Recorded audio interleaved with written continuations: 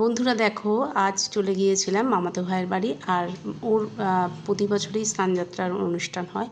তো এই দিনে আমি জগন্নাথ বলরাম সুভদ্রার স্নানযাত্রা তোমাদের কাছে তুলে ধরলাম। তোমরা বলো কেমন লাগছে।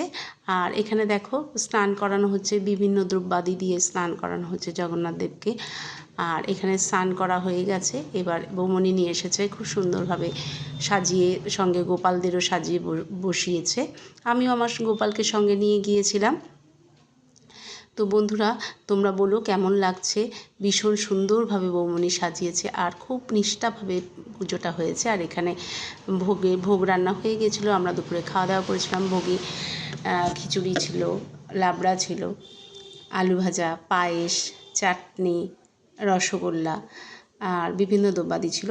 আর সঙ্গে আমরা তাড়াতাড়ি করে দুপুরের খাওয়াটা সেরে নিয়েছিলাম। ভীষণ গরম ছিল, ছাদে বসেছিলাম খাওয়া দাওয়া করতে। আর খেতে বসে গেছি, সঙ্গে রয়েছে বোন আর বোনের জামাই।